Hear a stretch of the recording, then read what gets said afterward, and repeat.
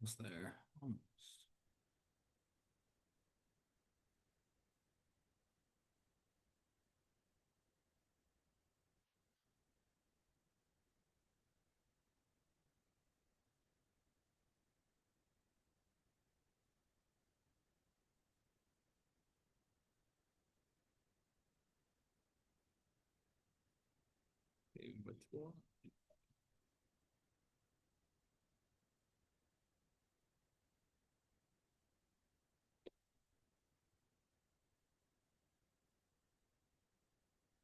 Okay, all right, let's get started.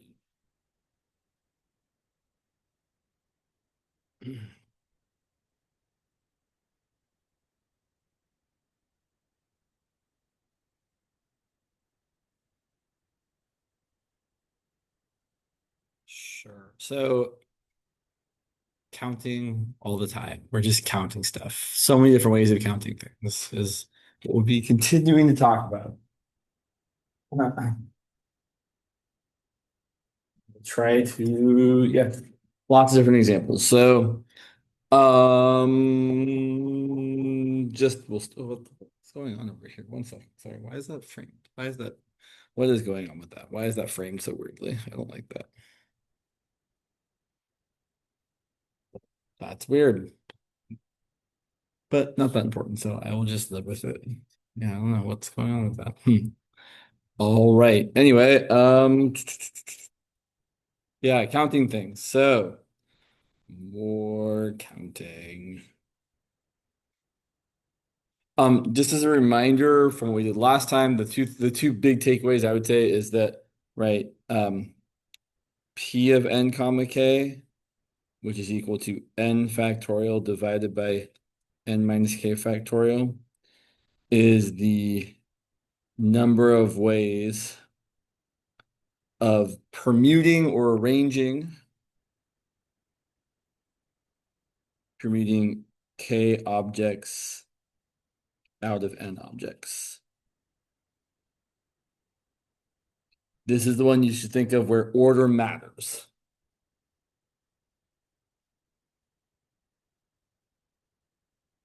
Whereas the other one, C of nk, which I would prefer to write with the standard mathematical notation, n choose k, is n factorial divided by both n minus k factorial and k factorial. This is the number of ways of selecting or choosing k objects out of n objects.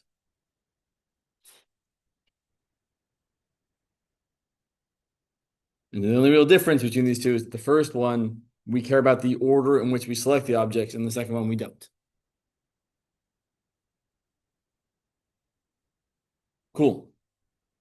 So on to more examples.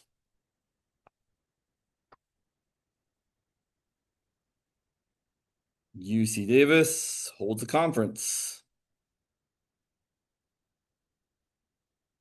in which 20 undergrads, 20 graduate students, 20 transfer students, and 20 international students, as well as 20 faculty. Wow. Are invited.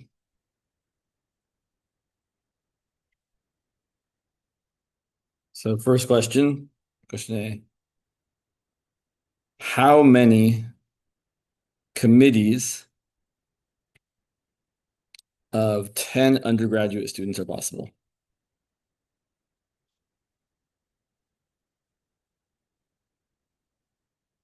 So what am I really asking? I want to know how many different ways I can pick 10 people out of how many? Not in this example. I didn't say how many ways can I form a committee of any 10 people. Then it would be 100 choose 10 because of all the 100 people, I could pick any 10 of them. But here I specifically am limiting myself to a committee of 10 undergraduates. And how many undergraduates are there to pick from? 20.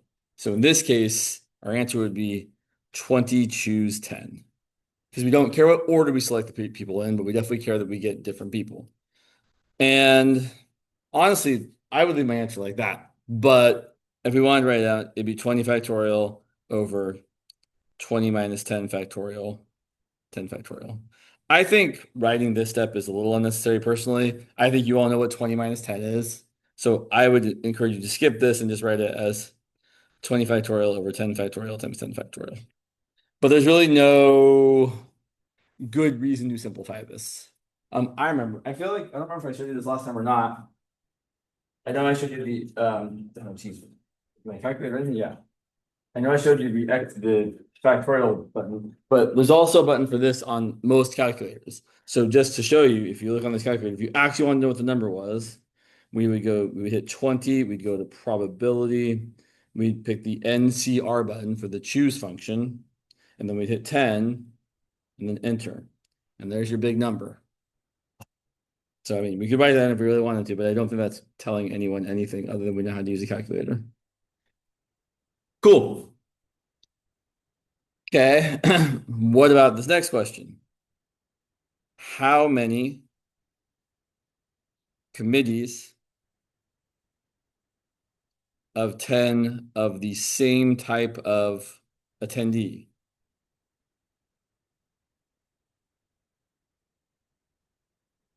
So either all undergraduate or all faculty or all international or whatever the other categories are. Well, we already kind of have the answer, right?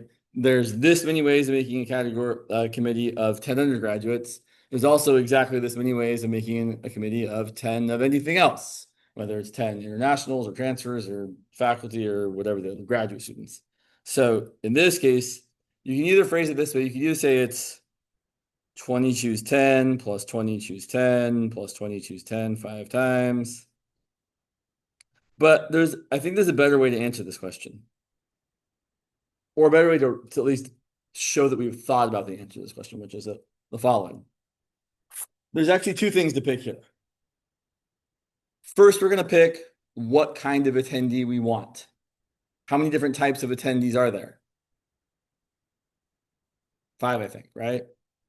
And we want to pick one of those types. So there's 5 choose 1 ways of picking which type of attendee we want to form a committee out of. And then from that type of attendee, which there are 20 of, because they all have the same amount, which feels very unlikely, we're going to say there's 20 choose 10 ways of making a committee of 10 people out of those 20 people of whatever type of attendee we have selected, which is exactly the same answer because 5 choose 1 is just 5, which is the same as this plus this plus this plus this plus this. So we're really just getting 5 times whatever 20 choose 10 happens to be. And the reason I bring that up really is because that kind of thinking I feel like comes up a lot when you're talking about decks of cards. And you're like, first you want to select what value the card has, and then you want to select what suit the card has. And so there's a couple different ways of thinking about that, which we'll get to in a little bit. Okay, here's a more interesting question in this situation. How many committees are there? How many committees, I should say, of 10 people? So still 10 can be formed that contain at least 2 people from different groups.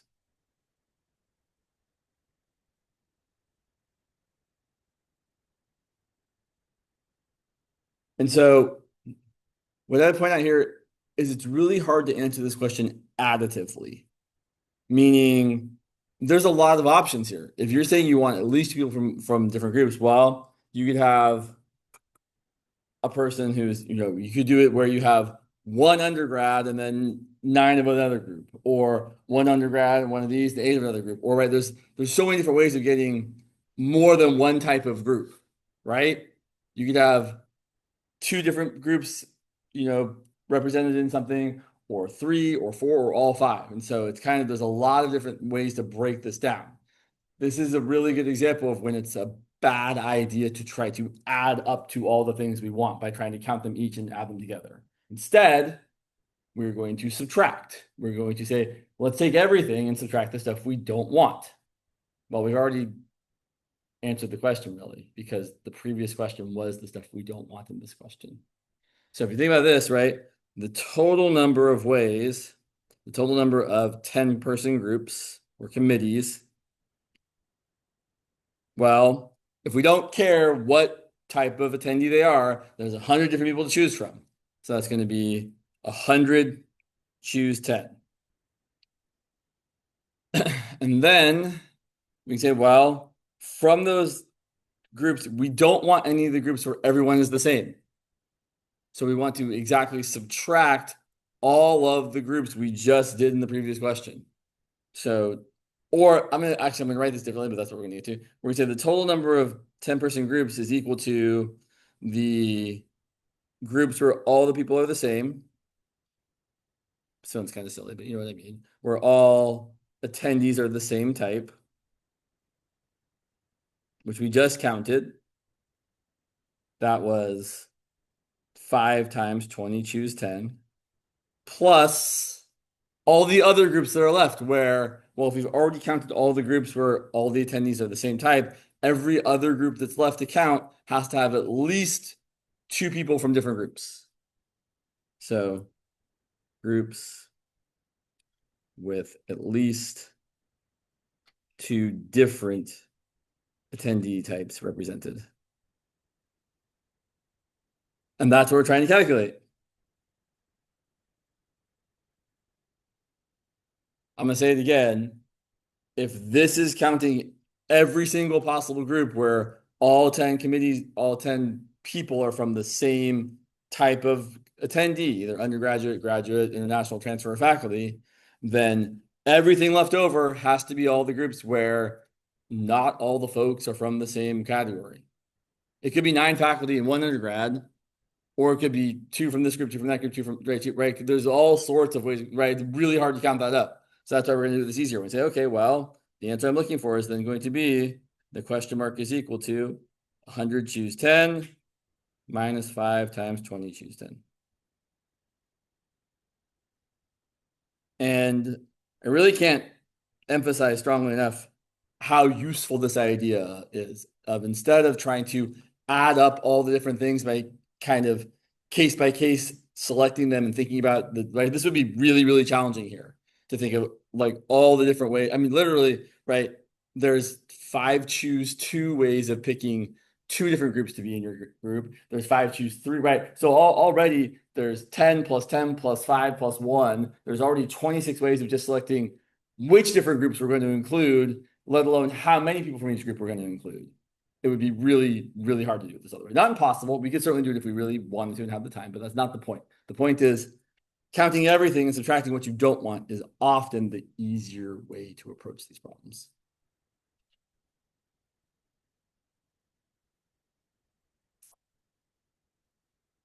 Okay. Let's look at 2 more questions here.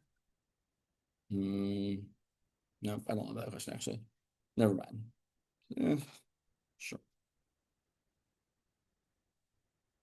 These last 2 questions here are not my favorite. Let's skip those. Sure. Let's move on to a question I definitely saw in some people's homework, but you might have already done it, but still a good question. I don't remember if this is, let me look. Is this a good question? Sorry, one moment. I just want to check one thing.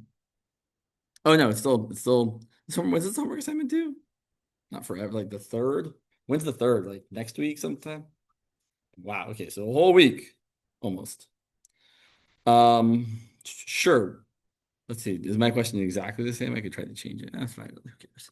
So, I'm sure you're aware most answers to most homework questions can be found if you look hard enough, but the point is to actually try to do them. But that's why I don't really mind if I'm doing an actual homework question or not. So here is an interesting counting question, I think. I guess this is number 2. It's a bit wordy here. So automated chemical synthesis of DNA has made it possible to custom order moderate length DNA sequences from commercial suppliers. Okay, so here's what we're going to assume. Assume that a single nucleotide weighs about, we're just approximating here, about 5.6 times 10 to the negative 22nd grams. Just ballpark it. Um, and of course, there are four different types of nucleotides.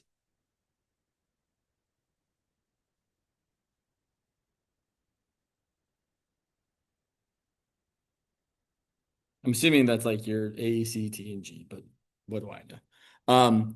If you want to purchase or order all possible DNA sequences of a fixed length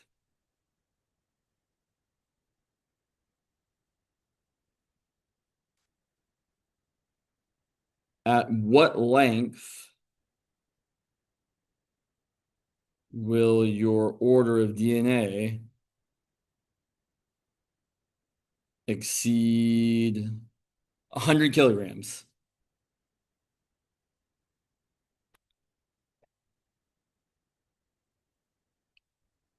First things first, I really don't love having different units in my problem. So I would straight away make that 100 kilograms, 100,000 grams. Or vice versa, make this 5.6 times 10 to the negative 19th kilograms if you prefer. Either way. But I would probably prefer to work with grams. So we want to know if we ordered every DNA sequence of length 4, right, would that be enough DNA sequences so that all of their weights added up together was more than 100 kilograms? Well, let's start exploring here. So I would say when you don't know what to do with the problem, start small, right? Let's say we wanted all sequences of length 1. Ooh, all, wow, that's not the word. How did I write ass instead of all? That's smooth. All sequences of length 1. Okay, how many are there? Well, there's not a lot of options, right? If you only have a sequence of length 1, there's 4 different choices. So there are 4 such sequences.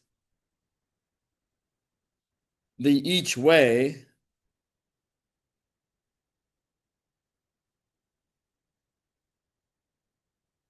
one of these. Yeah. I feel like I should call this number something, so I don't have to write it down a bunch of times. Let's call it M for the mass. They each weigh 1 mass. So those 4 together, right? If I wanted to order every sequence of length 1, it'd be 4 times 1 times the actual weight. So the weight here would equal 4 because there's 4 of them, 1 because they're each 1 long, and then times our M, whatever that's going to be. Not very exciting. Not nearly close to 100 kilograms. But let's just build this up for a few more examples so we can see how to get there. So what if we want all of length 2? Okay, well now things get more interesting. How many are there? How many different sequences of length 2 are there? Right. How many choices are for the first slot? 4. How many choices for the second slot? Also 4, right? We can have AA or AC or AG or AT or, all the other possible 16 combinations. So there's 4 times 4 sequences. But now each of them weigh not 1 unit of mass, but 2 units of mass. So each weighs 2 of these mass amounts. So now if we want to calculate how many of length 2 there are, or how the weight of all length 2 ones, it's going to be 4 to the second power times 2 times our 5.6 times 10 to the negative 22nd. And similarly, I think we can see, so I'll point out that this first one was 4 to the 1 times m. I think we can see that if we wanted all of length 3, same sort of idea. For length 3, it would be, well, there's going to be 4 to the third of them.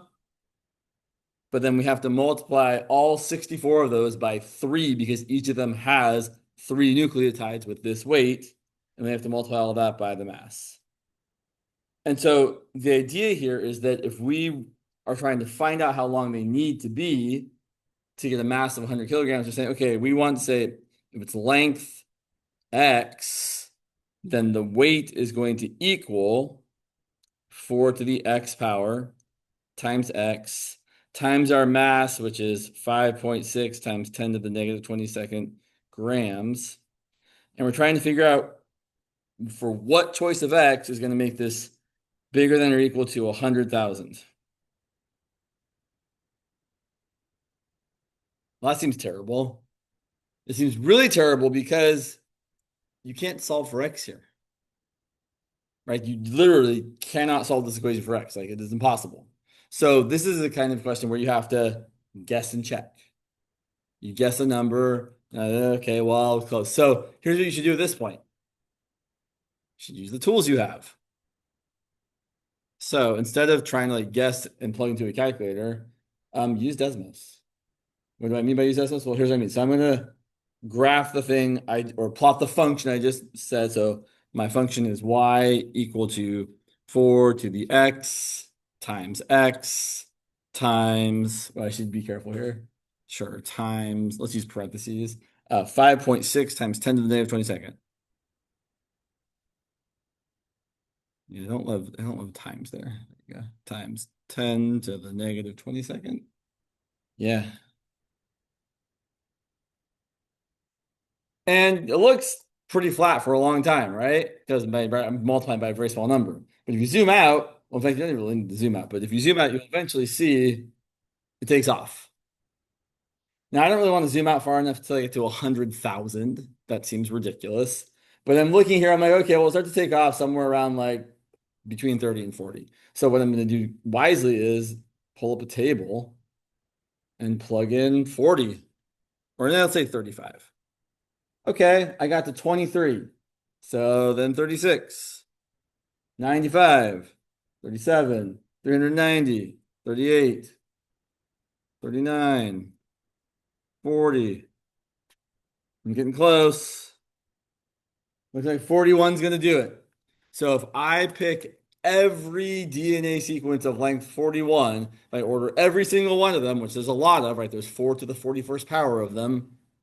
All those together would weigh more than 100 kilograms or 100,000 grams. But this is definitely the best, I think, the best way to kind of approach attacking this problem, right? You shouldn't just start plugging in numbers to this, terrible expression. Like, I don't want to plug in x equal to 100 like on a calculator, and then okay, close. Let's try another thing. Like, it's definitely easier to use a tool like this where you have a table, you can start easily jamming in numbers as opposed to doing something else. So here we see that, cool, if x is 41, that's how long it needs to be so that this occurs. And then there's a follow-up question. What if instead of a weight of 100 kilograms, we wanted to know how many or how long would they need to be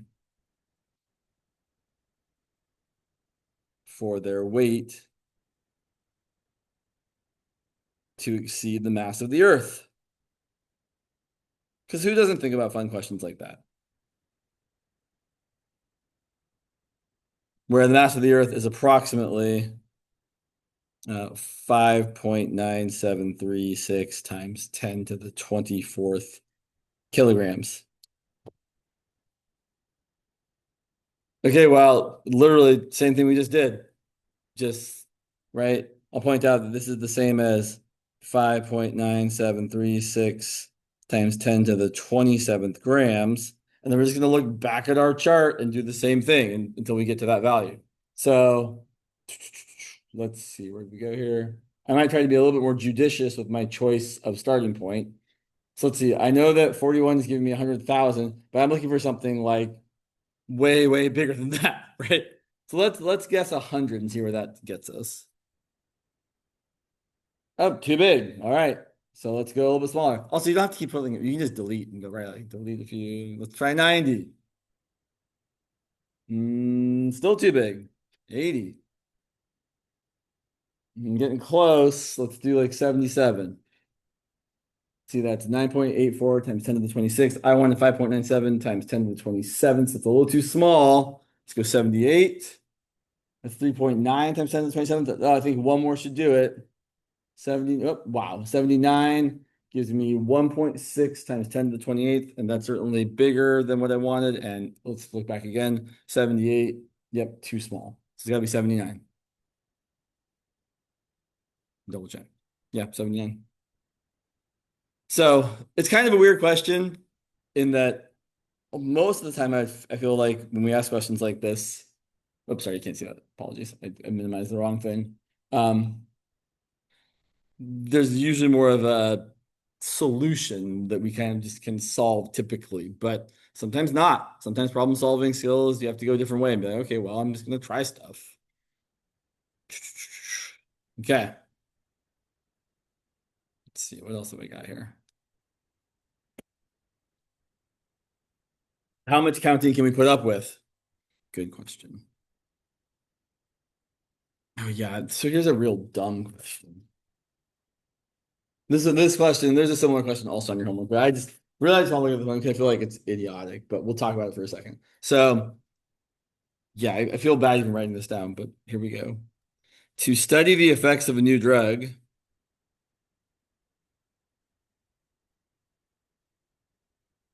someone, not me, plans the following clinical trial, the following idiotic clinical trial. Each patient, each patient, can I say that word yet? Each patient will receive either the new drug, the established drug,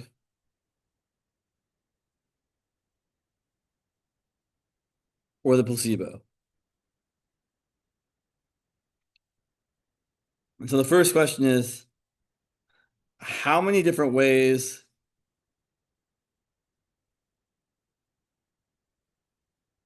can we assign 60 participants to a specific treatment? Which, in my opinion, just seems like a nonsensical question because you would never do that, right? I know. Okay, fair. That's true for a lot of math, right? There's a lot of math where we ask questions where you would never actually do that thing. But to me, this just seems extra silly. Like, right? Like you would never give everyone the placebo or everyone, right? That you're not doing anything useful there. So anyway, that's just my small gripe about this problem. I'll try to get over it. So in this case, there's 60 people, and each person, there are three choices for the treatment they can get.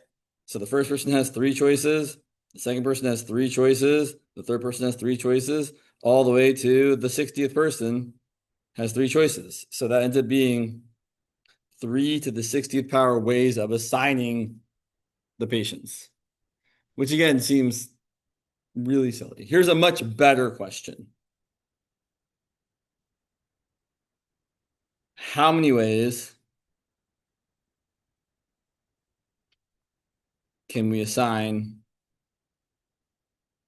20 patients to each treatment?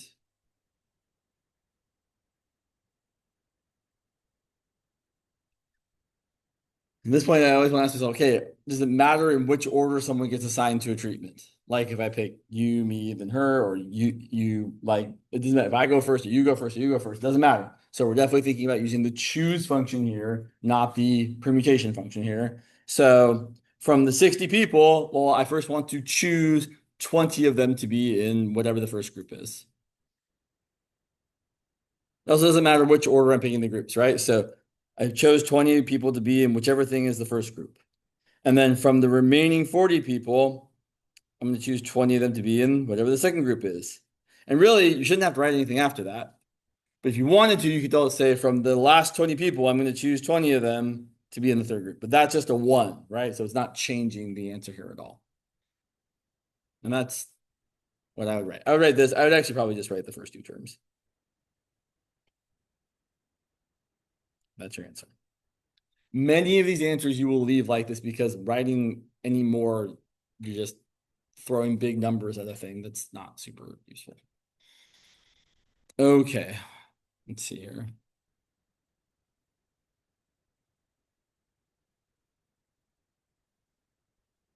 I'm just trying to think about how many of these are super useful. Yeah, let's move on. Let's move on to some. I feel like we've done that kind of count. Yeah, cool. Yes. Sure. So what I'm saying here is from the original 60 people, we picked 20 of them to be placebo group, right? There's 40 left. And then also, after I picked 20 from those 40, there's 20 left here. But the 20 left, how many ways can you pick those 20 to be in the last group? One way. You pick all 20 of them. So this number here is just equal to 1. So we don't really need it. Okay, let's look at some other questions.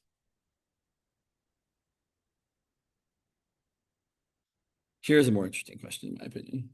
But maybe I'm just biased against the biology questions because I find them boring. But that could just be me. How many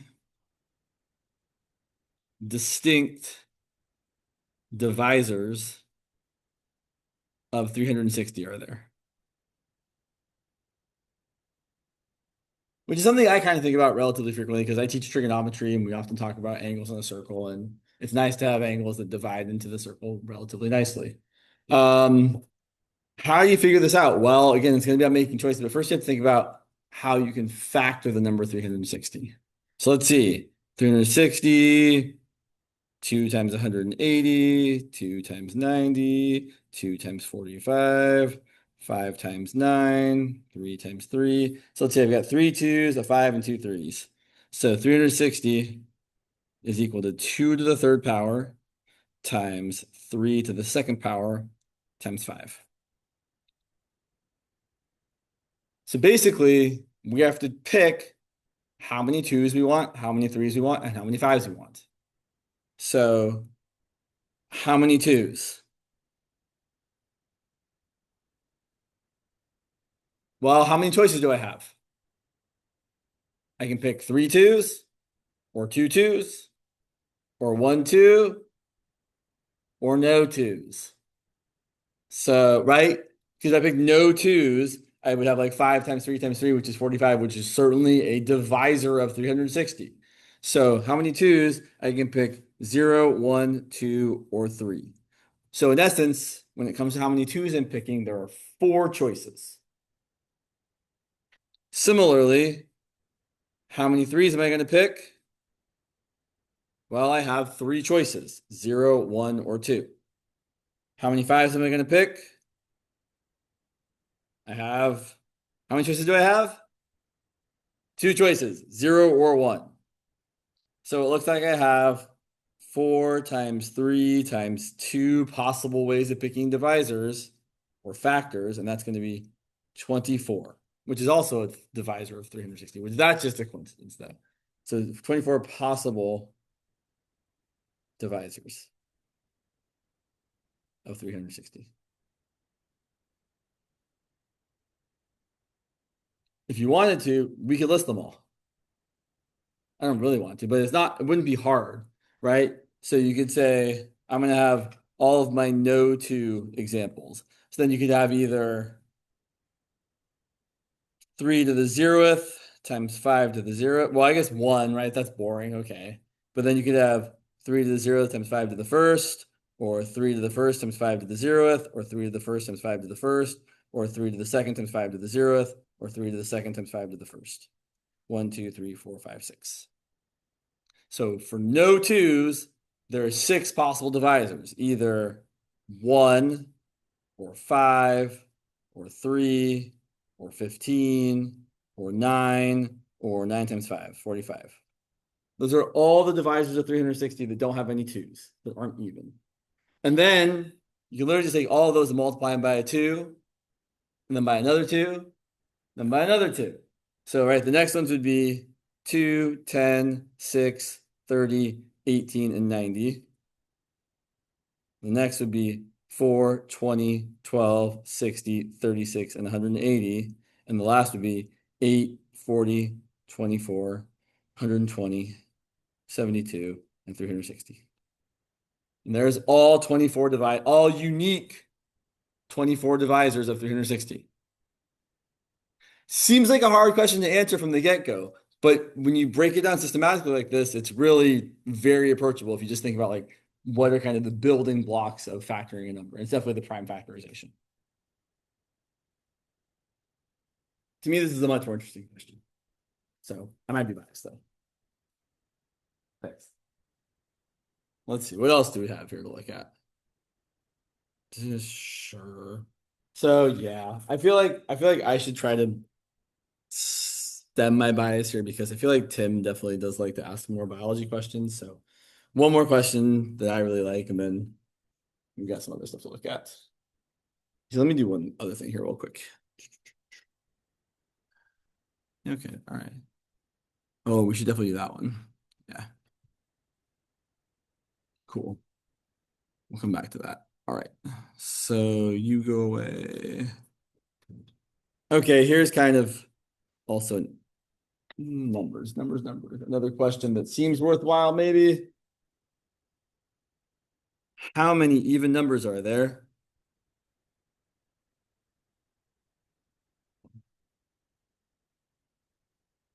between 20,000 and 70,000 with distinct digits?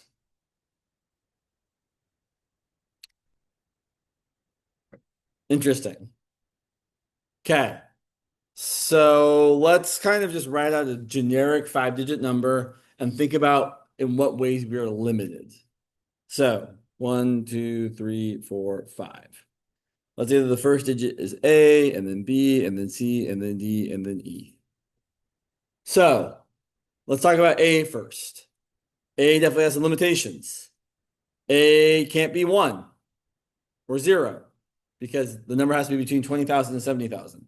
So as far as A is concerned, it can only be the numbers 2, 3, 4, 5, or 6. Can't be 7 because the only number is 70,000 and those digits are not distinct. By distinct meaning all the digits are different. So if I was picking 70,000 as my number, B, C, D, and E would not be distinct from each other.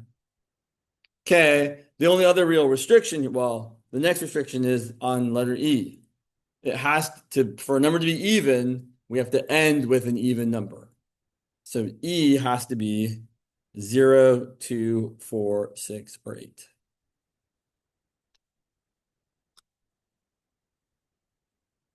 So I'll point out that if we start with an even number, 2, 4, or 6, we won't be able to use that at the end. So let's break this down into two cases. Let's say case one, A is either 2 or 4 or 6.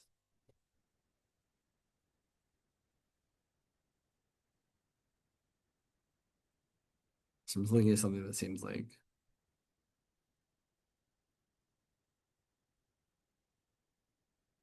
Sorry, I'm just looking at something that looks bizarre here. Apologies. Okay, anyway. So if we start with 2 or 4 or 6, right? Well, let's say we have 2 and then something, something, something. So if we started with the 2, how many choices are there for what's going in the last spot now? Right, there's only 4 choices because we've used up one of those even numbers. So there's only 4, whoops, in the last spot, James, in the last spot. So a 4 can go there. Or sorry, there's 4 choices for what goes there. In this particular example I'm looking at, there would be 0, 4, 6, or 8 could go there. And then after we use the words, after we have used up those 2 numbers, let's say we put 6 right there, then there's 8 digits left to pick from, right? Anything else is fair game. We've used up 2 and 6. You have 0, 1, 3, 4, 5, 7, 8, and 9 left over. 0 is a digit. Got to count it. So 10 digits minus 2 digits, there's 8 choices for that spot, and then 7 choices for that spot, and then 6 choices for that spot. And I'll point out if A was 2, 4, or 6, there were 3 choices for that spot. And then after we used up one of those, there were 4 choices for the last spot. So it looks like in case one, there are, oh, I see what was going on there. I see. So we have 3 times 8 times 7 times 6 times 4 possible ways of writing a number between 20,000 and 70,000 with distinct digits that starts with an even number. But then it could also start with an odd number. So let's look at that case as well. So the other case, case 2, A isn't even. A is either 3 or 5. So in the first slot, we have 2 choices. And then in the last slot, since we didn't use an even number, now we have 5 choices. It could be 0, 4, 6, 8, or 2. And then we're left with still 8 choices, 7 choices, 6 choices. So in this case, we have 5 times 8 times 7 times 6 times 2. And so our total is adding these together. So the total number of numbers between 20,000 and 70,000 that are even and have distinct digits, meaning no repeated digits, is that previous number we had, 3 times 8 times 7 times 6 times 4, plus this number here, 5 times 8 times 7 times 6 times 2. And you could probably simplify that, but again, it's not really what my jam. So I don't know. Some of these, again, a lot of these counting questions feel like let's make up some weird thing and talk about it. And why would you do that? Because I don't know. We need examples to think about. Let's look over here though for a second. Yeah, not you. Sure.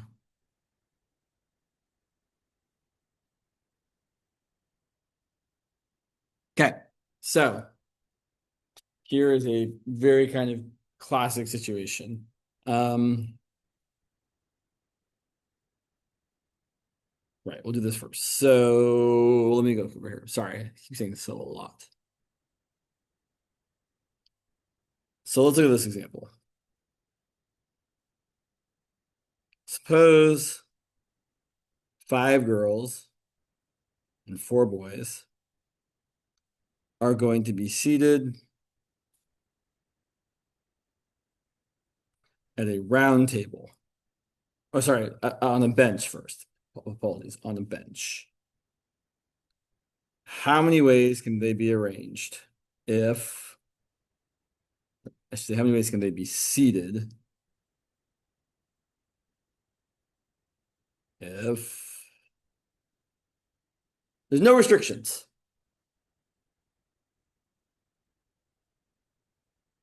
Well, there's no restrictions, then you have 9 choices for the first seat on the bench, right? There's 1, 2, 3, 4, 5, 6, 7, 8, 9. There's 9 choices for who sits there. 8 here, 7 here, 6 here, 5 here, 4 here, 3 here, 2 here, 1 here. So that's going to be 9 factorial. But there's 9 factorial ways of permuting where those people are sitting. Okay, but what if we want to say the boys sit next to the boys and the girls sit next to the girls? That's interesting. I just thought of something. Boys sit together and girls sit together.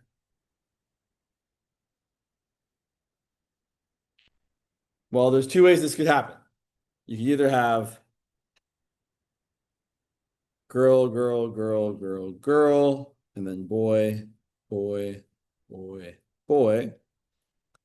And that would be, let's see, well, I don't care what way we order the girls. So there's 5 factorial ways of seating the 5 girls next to each other. There's 4 factorial ways of seating the boys next to each other. But then no one said I had to put the girls on the left and the boys on the right. So I could also switch that and multiply it by 2. So my answer here is 5 factorial times 2 factorial times 2. I like parentheses around my factorials just so things don't look so messy.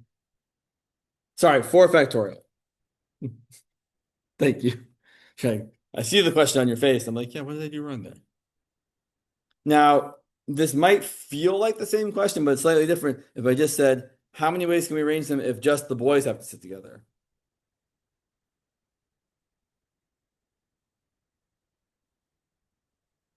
Right, the girls can be on the other side. So let's think about where the leftmost boy can sit. So in these 9 spots, the leftmost boy could sit here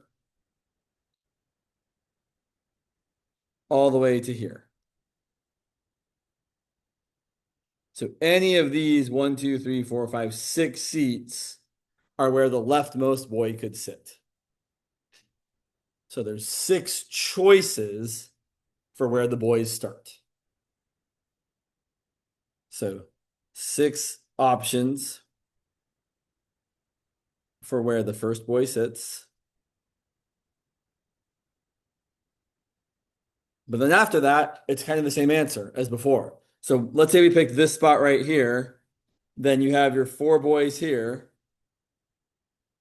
And there's 4 factorial ways of arranging them. And then your 5 girls are sitting in the other seats, and there's 5 factorial ways of arranging them. So it's going to be 6 times 5 factorial times 4 factorial. Kind of interesting. What if we said girls had to sit together instead? It's almost the same answer. But instead of having 6 possible places where the boys can start, there's only 5 seats where the leftmost girl can start, right? She can start there, there, or there, but the leftmost girl could not sit there because there wouldn't be 5 seats for them to sit in. So if it was girls sitting together instead of boys, it would be 5 times 5 factorial times 4 factorial.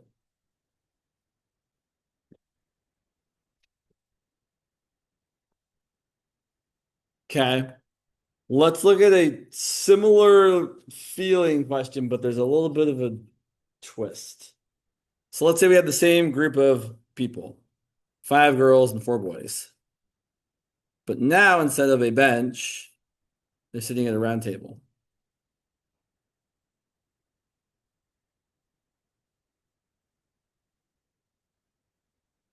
How many ways can they be seated?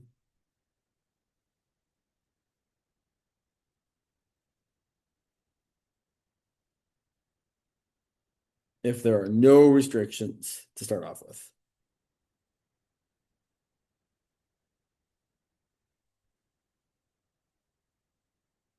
So here's where things get a little bit dicey, I think, where you have to really be thoughtful. As far as the people sitting at the table are concerned, it doesn't matter if, like, let's say there's 7 people sitting around me, and I'm sitting at this seat that's at the north side of the table. It doesn't matter if I rotate my seat over to the east side of the table and everyone rotates with me. As far as I'm concerned, everyone's still in the same seats. Their orientation to me is the same as it was before. So as long as there's no outside observer, there's actually going to be less options than the previous example, because the bench, right, me sitting all the way on the left versus me sitting all the way in the middle on the right, definitely looks different to me and everyone else. So there's only some people to my left or right. But here, since there's a circle, it's kind of like this loop that's kind of playing back around. So what we typically think about is we fix one person. We say, okay, James is going to sit at the head of the table. So now you've got James sitting here, and then where are you going to put your other 8 people? Well, since there's no restrictions, there's 8 factorial ways of seating the rest of the people. So the answer here is 8 factorial instead of the 9 factorial we had when they were sitting on the bench.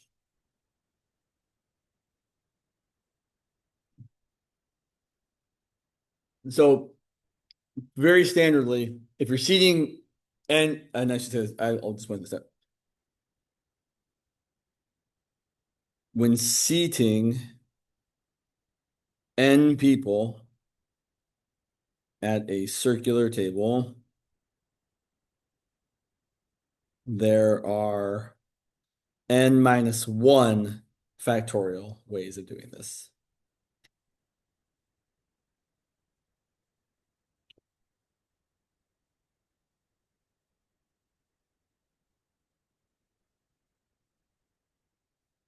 And then we like to ask other questions like, well, what if there's a particular boy and a particular girl that don't want to sit next to each other? So James does not want to sit next to Katie, my wife's name.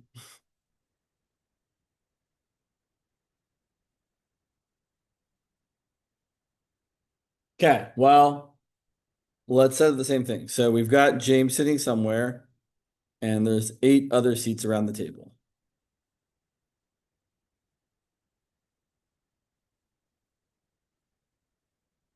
How many choices does Katie have? Or I should really say, how many choices are not open to her? Two, right? There's 2 seats she definitely does not want to sit in. So of the other 8 seats, 2 of them aren't good. So Katie has 6 choices. And then the other 7 people, pardon me, have can be seated anywhere. So there's going to be 6 choices for Katie times 7 factorial choices for the rest of the 7 people.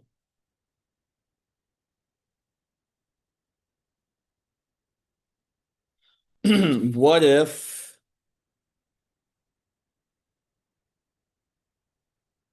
none of the boys want to sit next to each other?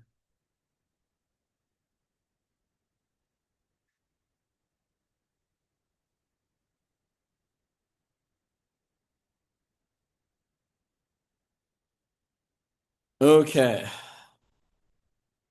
So this one always feels challenging to me, to be honest. I'm like, how do we do this again? Let me look here for a second here. Yeah. There are 4. Where's that coming from? 1, 2, 3, 4, 5. I see. I see. Do I see it?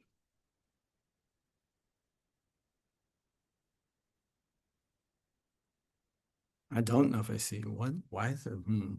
Hmm.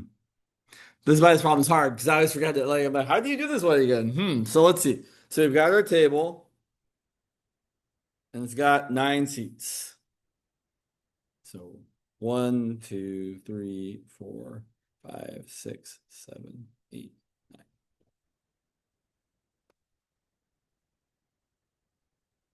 And why are there 4 factorial ways of sitting them? Yeah, I'm like, why does this work this way? Here's what I noted. It says there are hmm, for my so I don't want any boys next to each other. I want to seat the girls first. So we're going to seat the 5 girls.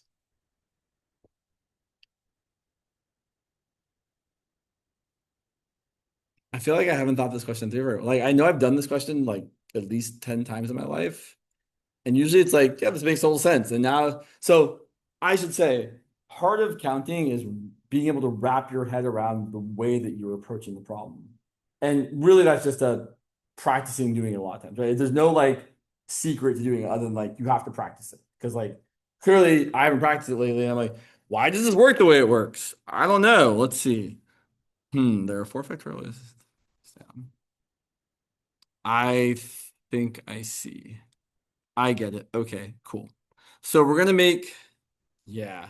All right. So we're gonna do something slightly different than what I've done here. Cool. Yeah, no boys adjacent to each other. So I see. I think I see. Yes. Okay. I'm trying to make this work in my brain. Sorry. Right. So just to think about the way we can seat the 5 girls. Well, there's going to be, right, we're going to seat one of them. So we put Katie at the head. And then there's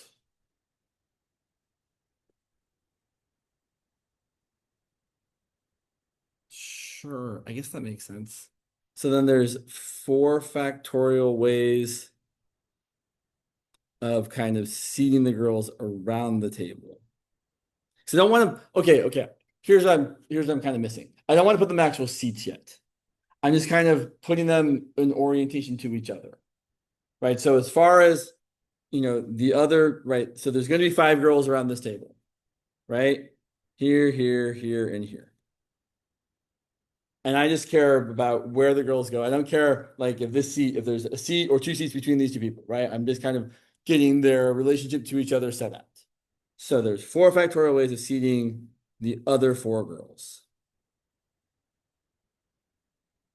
So I'm putting one of the girls here, one of the girls here, one of the girls here, one of the girls here. Now, we want to make sure that the boys aren't next to each other. So we can put at most one boy between these two, one boy, right? So there's a slot to go in between the girls. But not all those slots have to get filled, right? It's totally fine for girl 1 and girl 2 to sit next to each other. Because we said the boys don't want to sit next to each other, but the girls are totally fine sitting next to each other. So how many boys are there? How many boys are there? 4. There's 4 boys. There's 5 different slots they can go in. So there's 5 choose 4 ways of putting those boys into those slots. Essentially, since my example is kind of small here, one of those slots is going to get left open. So the total number of ways of doing this is going to be 4 factorial times 5 choose 1. 5 choose 4, sorry. Which equals 24 times 5, which is 120. Interesting. Kind of weird. I don't know if I've done a great job of explaining it, but I have explained it correctly. I just think I did a very good job of explaining it correctly. Yeah, it's always kind of funky when you're trying to think about like seeing people around the table and people. Yeah, it's funky. What else did I want to get to? Sure. Yeah. We did that already. Let's look at so there's another thing that comes up that I think is worthwhile. And yeah, and maybe we'll end there. Not where we just that's right. Yeah. Yes, we'll do that and then we'll do that and then we'll be done. Okay, cool. So there's another type of counting which comes up occasionally, which is called counting with dividers, which may sound kind of weird, but don't worry, it's not that weird. So here's the example we're going to look at. And we're going to start off small and then we'll get a little bit bigger. Counting with dividers. So here's the first question. How many ways can we select 3 donuts from a large enough supply? I mean, you can have as many of each donut type as you want, of 3 varieties. Let's say chocolate or glazed or sprinkles.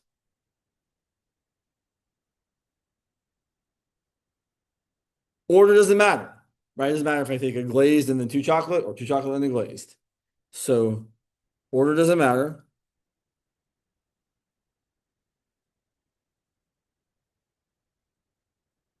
Um,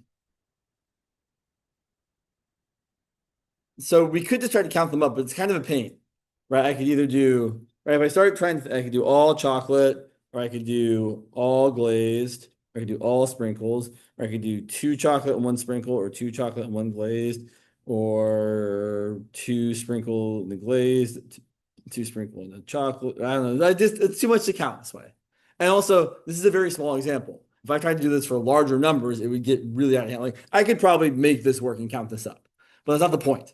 The point is we're going to kind of divide this up in the following way. So we're going to we will put, doesn't really matter which one, we'll put chocolate on the left, glazed in the middle, and sprinkles on the right. And then we will use dividers, vertical lines, to separate the varieties. Varieties, I can spell. So for example, I could have all chocolate and then my 2 dividers.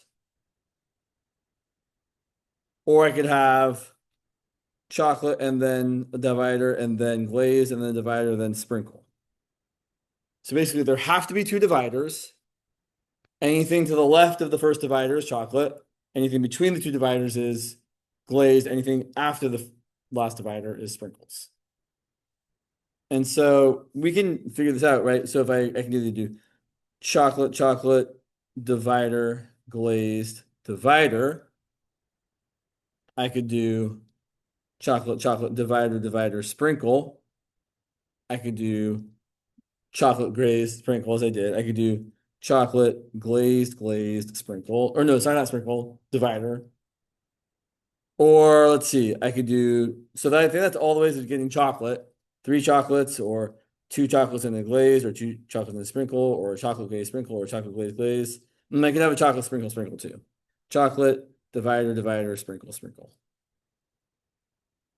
But then I also don't have to have any chocolates, right? I can start with a divider and then have glazed, glazed, glazed divider, or divider, glazed, glazed, divider, sprinkle, or divider, glazed, divider, sprinkle, sprinkle. Or finally, start off with 2 dividers and then all sprinkles.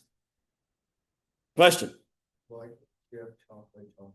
Oh, I think I have them all. you have chocolate, chocolate divider.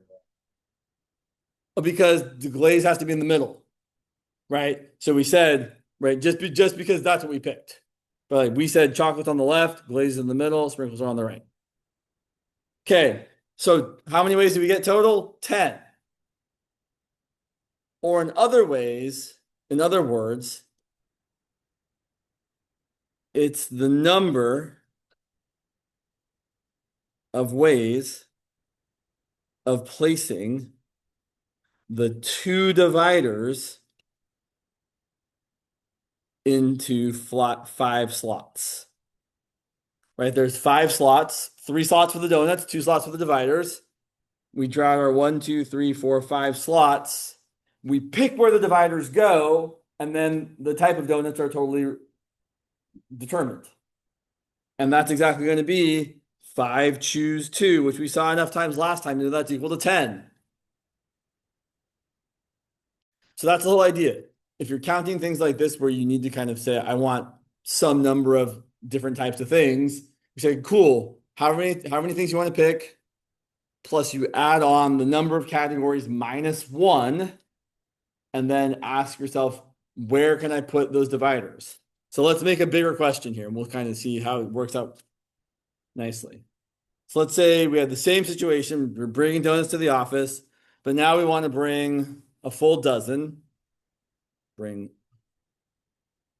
1 dozen, not a baker's dozen, 1 dozen, 12 donuts. And we have 4 varieties to choose from. Varieties to pick. Let's say chocolate again, glazed again, sprinkles again, or vanilla. And you don't care about what people in your office like, so you just are a madman, you pick whatever you want. It's insane. So here's the idea. We want to pick 12 donuts, but we also want to place how many dividers? 3 dividers, right? Because we need to break up these 4 different categories into by 1, 2, 3 different things. So we have 12 donuts plus 4 minus 1 dividers equals 15 slots. And of those 15 slots, 1, 2, 3, 4, I don't really need to draw the slots, but fine. Right. In those 15 slots, we have to pick or choose 3 places for the dividers to go. So for example, we could have put a divider here, a divider here, and a divider here, which would have amounted to 2 chocolates, 3 glazed, 1 sprinkle, and 1, 2, 3, 4, 5, 6 vanilla. And so you can kind of see that every different placement of divider is going to result in different quantities of certain types. Question.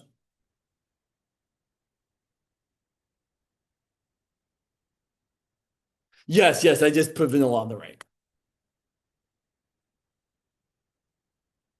Yeah, yeah. But really, it doesn't matter where you put them as long as you don't even really have to say you're putting anything anywhere. You just have to you just have to know how many things you're picking, 12 in this case, and how many different categories you have, 4 in this case. And so the 12 plus 4 minus 1 told us the number of slots we need for the 12 donuts plus the 3 dividers we need to distinguish between where we're getting how many of each type. So in this case, the total number of ways we can pick these 4 types of donuts to pick a dozen donuts with 4 varieties is 15 choose 3. 15 slots to pick, and we're going to pick 3 of them to go in. So that's going to be 15 times 14 times 13 divided by 3 times 2 times 1. Right? Because it's 15, right? I'm skipping a step here. I'm thinking of this, oh, that's 15 factorial over 12 factorial times 3 factorial. Then the 15 factorial over the 12 factorial, that's your 15 times 14 times 13. And then divided by 3 times 2 times 1, you're going to get 5 times 7 times 13, which is 455, I think.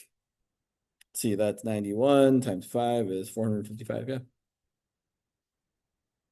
So lots of different ways you could pick a dozen donuts of 4 different varieties. Now, if you start adding other restrictions about like you have to have at least 2 of each, then things get weirder. I should say that's not the question I've thought about, so I'm not going to try to answer it right now and befuddle my way through it. But it would probably be I'm curious now that I've said it, how that would work out.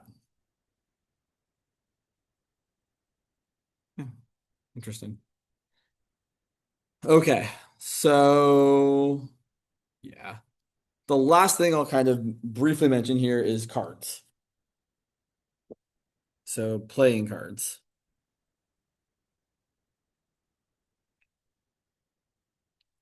So people like to ask all sorts of interesting questions about playing cards. Like, for example, if no one says anything about how many cards you're getting, you should assume you're being dealt 5 cards. That is the standard size of a poker hand. Usually the problem will say though, like you have a hand of 5 cards, or they might say something weird, like you have a hand of 6 cards, which is totally bizarre. But again, this is math, not poker. So, but let's say, how many ways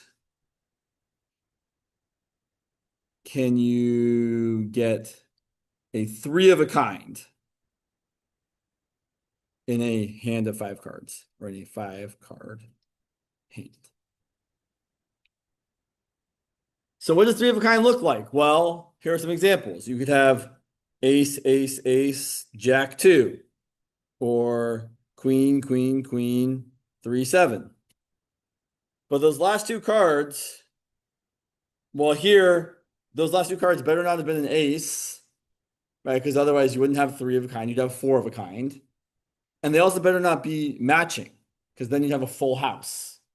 So specifically with poker hands, you have to say, okay, I want exactly this thing and nothing that would be kind of better than that if you're being asked this kind of question. If I want to know how many ways to get 3 of a kind, I don't want to know how many ways to get 3 of a kind or 4 of a kind or a full house. I want specifically 3 of a kind, meaning 3 of one kind and nothing extra. So here's how we do this. First, we pick the rank or the value of the card we want 3 of a kind of. How many choices are there for the rank of the card? 13, right? There's 13 different ranks.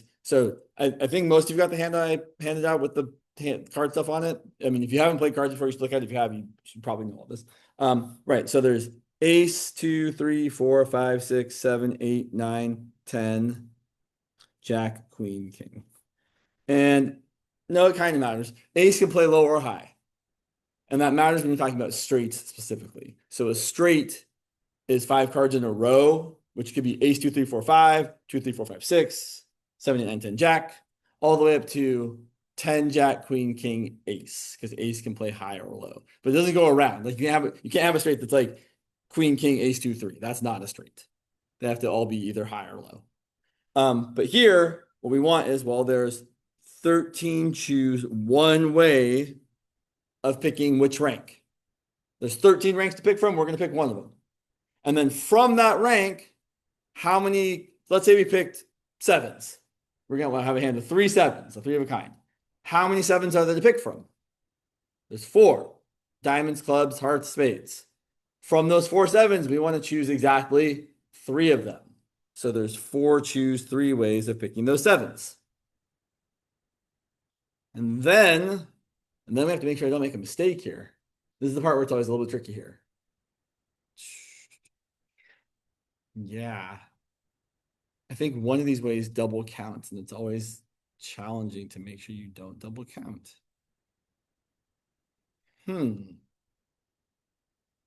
Yeah, I think we have to do it this way. So I want to pick two more ranks. I don't care what order I pick them in, right? It doesn't matter. I can pick queens, then twos, or twos, then queens. That shouldn't be different, right? Again, I don't care what order I get dealt the cards in. I just care that they have different values. So from the remaining 12 ranks that aren't the three of a kind I've already picked, I'm going to choose two of them because I want to pick two different ranks because I don't want to get a full house. So then from those two ranks, well, from each of those two ranks, I have to pick one card.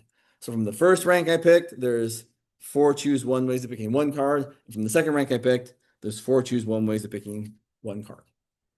So you can think of this as sevens. We want three of them. And this is something like queens and twos. And we want one queen and we want one two. Sorry, 1, 2 looks like 12 there. So that's kind of the thought process for how you count up the number of ways of getting a particular hand. And then you can multiply this out. I don't really want to, but if you did, it'd be, well, 13 choose 1 is 13. 4 choose 3 is 4. 12 choose 2. Okay, that's actually 12 times 11 divided by 2 times 1. The 4 choose 1 is 4.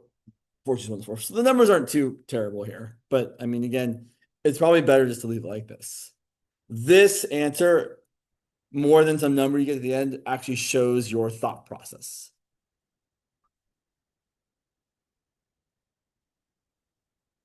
What else? One more. Well, we'll do one more.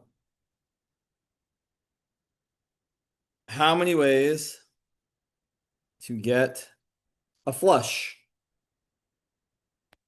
A flush is all cards of the same suit. How many cards? 5 cards. Always 5, unless, again, someone says otherwise. So, first, pick the suit. Well, there's 4 choose 1 ways of picking a suit. Of the 4 suits, we're going to pick one of them.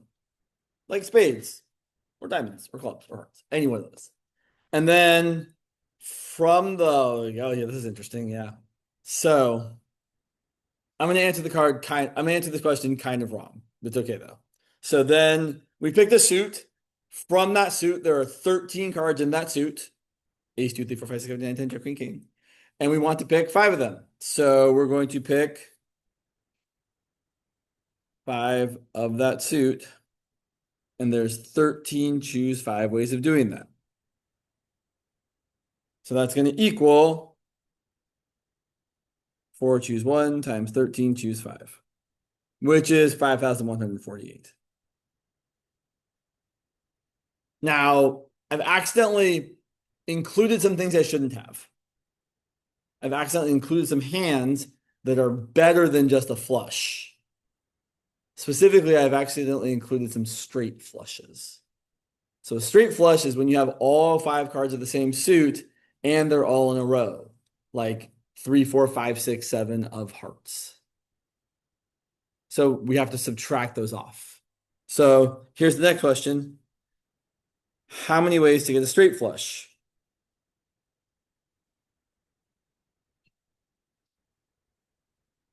Well, we're still going to pick a suit. So there's still 4 choose 1 ways of doing that. And now we have quite fewer options when it comes to the 5 cards we're going to pick. Basically, you can pick the starting card. So your straight can either start with an ace, ace through 5, 2 through 6, 3 through 7, all the way up to 10 through ace. So the starting card can be ace 2, 3, 4, 5, 6, 7, 8, 9, or 10. So there's 10 possible ways of picking the straight part of the straight flush. There's 10 choose one ways of picking the starting card. And then every other card is fully determined if it has to be a straight flush. So there's exactly 40 different ways of getting a straight flush. So the real answer to this question, how many ways of getting a flush that isn't a straight flush?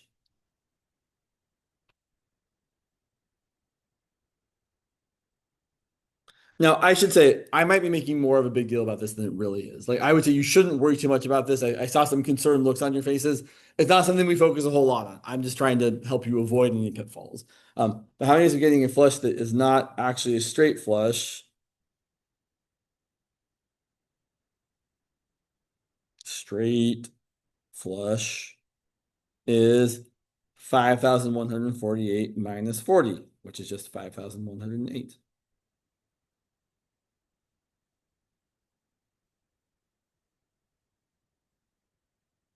So the 4 choose 1 is again the number of ways of picking a suit, and the 10 choose 1 is the number of ways of picking the lowest card in the straight flush, or the highest card, whichever way you want to say it. Basically, I'm saying that my straight flush in the straight, right, could either be all same suit, ace 2, 3, 4, 5, 2, 3, 4, 5, 6, 3, 4, 5, 6, 7, 4, 5, 6, 7, 8, 5, 6, 7, 8, 9, 6, 7, 8, 9, 10, 7, 8, 9, 10, jack, 8, 9, 10, jack, queen, king, 8, 9, 10, jack, queen, 9, 10, jack, queen, king, or 10, jack, queen, king, ace. So there's 10 ways of picking the lowest card of your straight, whether it's a straight flush or just a regular straight. But here, that's what we're talking about. So that's how we're counting up the number of straight flushes. So what we're gonna eventually say is then, cool, if I dealt you 5 cards, what's the probability of you getting a straight flush? Well, how many ways are there of getting a straight flush? 40. So the probability of a straight flush dealt to you is, and here's how you should generally think about probability. The number of ways of getting what you want. So the number of ways of getting whatever, like say, we say this called this event A, divided by the number of ways of anything happening, where omega is like the set of everything. So in this case, that's going to be 40 ways of getting a straight flush divided by 52 choose 5, which is a gigantic number. But 52 choose 5 is the number of ways you could get any 5 cards dealt to you out of the deck of 52. Assuming there's no jokers, right? No jokers, none of this stuff. Regular deck of cards, nothing extra. And that's more generally like when we're talking about probability, which is what we'll be doing the last week of class when we meet next week. You're going to be counting the number of ways of getting what you're looking for divided by the total number of ways that anything can happen. That's usually how we're calculating probability. All right. Have a great break. I'll see you all on Tuesday in a week. Have a relaxing week. Enjoy time with your people, whoever they may be. Or don't. Enjoy time by yourself. Tell everyone to screw up. Enjoy your time, whichever way you enjoy it.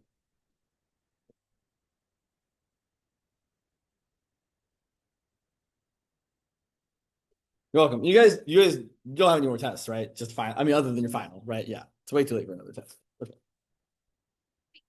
Yeah, but I've seen exams in week 9. I don't think I've ever seen an exam in week 10.